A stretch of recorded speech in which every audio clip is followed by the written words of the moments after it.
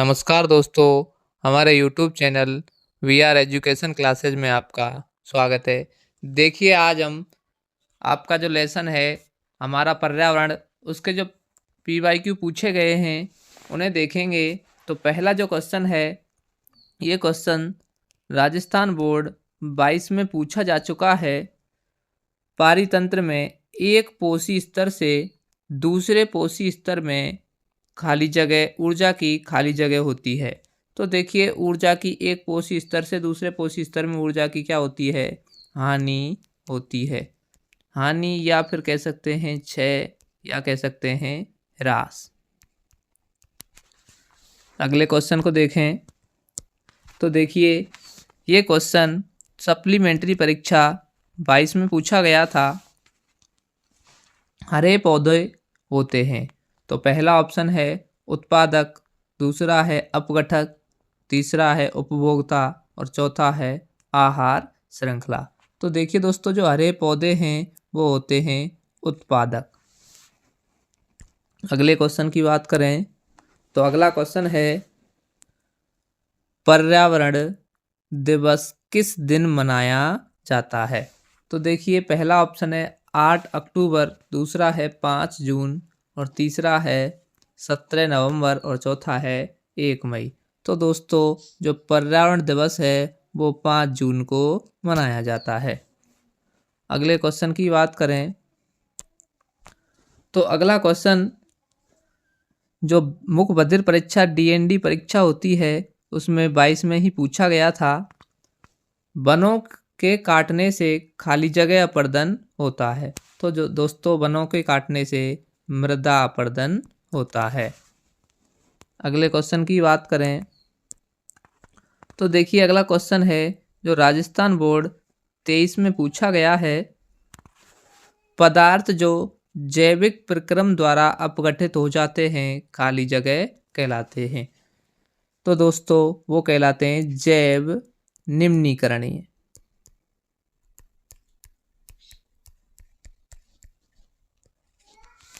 अगले क्वेश्चन की बात करें तो अगला क्वेश्चन है ये क्वेश्चन भी राजस्थान बोर्ड 24 में पूछा गया था। प्राकृतिक पारितंत्र का उदाहरण है। देखिए पहला ऑप्शन है बगीचा, दूसरा है खेत और तीसरा है जल जीवशाला। तो अगला है वन। तो प्राकृतिक की बात करें तो प्राकृतिक है वो दोस्तों वो है वन। ऑप्शन नंबर द सही होगा। ये कृत्रिम पारितंत्र के उदाहरण हैं।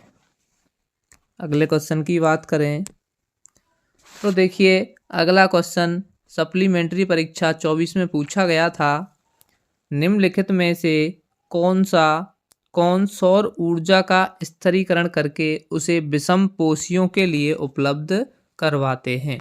तो विषम पोषियों के लिए देखो सौर ऊर्जा का जो स्थिरीकरण करते हैं वो पेड़ पौधे करते हैं और पेड़ पौधों को दोस्तों उत्पादक कहते हैं। तो हमारा उत्पादक ऑप्शन द करेक्ट होगा। अगले क्वेश्चन की बात करें तो देखिए अगला क्वेश्चन भी पूछा जा चुका है। क्वेश्चन कह रहा है वायुमंडल की ओजोन परत पृथ्वी को बचाती है। तो वायुमंडल की जो ओजोन परत है वो पृथ्वी को किससे बचाती है। पहला है एक्स किरणों से, दूसरा है पराबैंगनी यानी कि अल्ट्रावायलेट किरणों से, तीसरा है गामा किरणों से और चौथा है उपरोक्त में से कोई नहीं। तो दोस्तों जो हमारा ऑप्शन नंबर बी है वो करेक्ट होगा क्योंकि पराबैंगनी विकिरणों से सुरक्षा करती है कौन, ओजोन। अगले क्वेश्चन की बात करें तो अगला क्वेश्चन भी पूछा जा चुका है। देखिए निम्नलिखित में से कौन ओजोन परत क्षरण के लिए जिम्मेदार मुख्य पदार्थ है। तो पहला है क्लोरोफ्लोरो कार्बन CFC, दूसरा है कार्बन डाइऑक्साइड CO2, तीसरा है कार्बन मोनोऑक्साइड CO और चौथा है नाइट्रिक अम्ल HNO3। तो हमारा पहला ही ऑप्शन बिल्कुल करेक्ट होगा CFC क्लोरोफ्लोरो कार्बन। अगले क्वेश्चन की बात करें तो देखिए अगला क्वेश्चन है एक पोषी स्तर पर उपलब्ध कार्बनिक पदार्थों की कितनी मात्रा अगले पोषी स्तर तक पहुंचती है। तो ये क्वेश्चन भी 24 में पूछा जा चुका है। तो देखिए एक पोषी स्तर से दूसरे पोषी स्तर में दोस्तों जो ऊर्जा पहुंचती है उसकी बात करें तो पहला ऑप्शन है 0%, दूसरा है 10% और तीसरा है 50% और चौथा है 100%। तो दोस्तों 10% ऊर्जा एक पोषी स्तर से दूसरे पोषी स्तर में पहुंचती है, 90% ऊर्जा खर्च हो जाती है। ध्यान रखना दोस्तों। देखिए साथियों अगले क्वेश्चन की बात करें तो ये भी क्वेश्चन पूछा जा चुका है। निम्न में से कौन एक पारितंत्र में उत्पादक का उदाहरण है। तो देखिए दोस्तों पहला है शेर, दूसरा है हिरण, तीसरा है हरे पौधे और चौथा है वर्षा। तो उत्पादक की बात कर रहा है तो हरे पौधे। अगले क्वेश्चन की बात करें दोस्तों तो देखिए अगला क्वेश्चन भी पूछा जा चुका है। ओजोन परत क्षरण निम्न में से किसके द्वारा होता है। तो पहला ऑप्शन है ऑक्सीजन, दूसरा है वर्षा और तीसरा है सल्फर डाइऑक्साइड और चौथा है क्लोरोफ्लोरोकार्बन। तो हमारा चौथा वाला ऑप्शन है वो करेक्ट होगा। अगले क्वेश्चन की बात करें तो अगला क्वेश्चन देखो बार बार रिपीट हो रहा है, बहुत इंपॉर्टेंट क्वेश्चन है, पहले भी पूछा जा चुका है। प्राकृतिक पारितंत्र है गमले, दूसरा है जल जीवशाला और तीसरा है खेत और चौथा है वन। तो हमारा चौथा वाला ऑप्शन करेक्ट होगा दोस्तों। अगले क्वेश्चन की बात करें तो अगला क्वेश्चन है आहार श्रृंखला में उत्पादक होते हैं। ये भी क्वेश्चन पूछा जा चुका है। तो उत्पादक की बात कर रहा है, पहला है चूहा, दूसरा है बिल्ली, तीसरा है खरगोश और चौथा है हरे पौधे एवं नीलहरित शैवाल। तो हमारा चौथा वाला ऑप्शन है वो बिल्कुल करेक्ट होगा दोस्तों। अगले क्वेश्चन की बात करें तो अगला क्वेश्चन भी पूछा जा चुका है। क्वेश्चन कह रहा है नवीकरणीय ऊर्जा का एक पर्यावरण हितैषी स्रोत है। तो देखिए हितैषी स्रोत की बात कर रहा है तो पवन ऊर्जा, दूसरा है पेट्रोलियम ऊर्जा, तीसरा है प्राकृतिक गैस और चौथा है कोयला। तो पर्यावरण के लिए जो हितैषी है वो है पवन ऊर्जा। तो हमारा पहला वाला ऑप्शन दोस्तों करेक्ट होगा, ध्यान रखना। अगले क्वेश्चन की बात करें तो ये भी क्वेश्चन 2 बार पूछा जा चुका है। निम्नलिखित में से कौन सा पर्यावरण मैत्री व्यवहार कहलाता है। तो पहला है बाजार जाते समय खरीदे गए सामान को रखने के लिए कपड़े का थैला ले जाना चाहिए, बिल्कुल करेक्ट है दोस्तों। अगला है अनावश्यक ऊर्जा खर्च बचाने के लिए लाइटों तथा पंखों का स्विच बंद करना चाहिए, बिल्कुल करना चाहिए दोस्तों।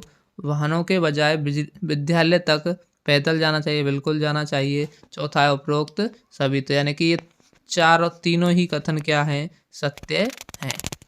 तो उपरोक्त सभी आंसर हो जाएगा। अगला क्वेश्चन भी 2 बार पूछा जा चुका है। निम्न में कौन आहार श्रृंखला का निर्माण करते हैं। पहला है घास, दूसरा है गेहूं और तीसरा है आम। तो ये तो करते नहीं है। दूसरा घास, बकरी, मानव। तो देखिए दोस्तों घास की बात करें तो घास को बकरी खाती है और बकरी को मानव खा सकता है। तो हमारा दूसरा वाला ऑप्शन करेक्ट होगा दोस्तों। इनकी बात करें तो बकरी गाय को नहीं खा सकती, तो ये ऑप्शन भी गलत हुआ। घास, मछली, तो मछली घास को नहीं खाती है, ये भी ऑप्शन गलत है। अगले क्वेश्चन की बात करें, देखो ये भी क्वेश्चन पूछा जा चुका है। खाद्य श्रृंखला में शाकाहारी जंतु होते हैं। तो पहला ऑप्शन है उत्पादक, दूसरा है प्राथमिक उपभोक्ता, तीसरा है द्वितीय उपभोक्ता और चौथा है तृतीयक उपभोक्ता। देखिए खाद्य श्रृंखला में शाकाहारी जंतु, तो देखिए पहले बात करें पेड़, और पेड़ को कौन खाती है, बकरी। तो देखिए पेड़ों को कहते हैं दोस्तों उत्पादक और बकरी हो गई वो प्राथमिक उपभोक्ता होगी दोस्तों। तो हमारा दूसरा वाला ऑप्शन करेक्ट होगा। अगर वीडियो पसंद आई है तो दोस्तों वीडियो को लाइक करें और चैनल को सब्सक्राइब करें। इसी तरह PYQ देखने के लिए हमारे चैनल पर बने रहें। धन्यवाद दोस्तों।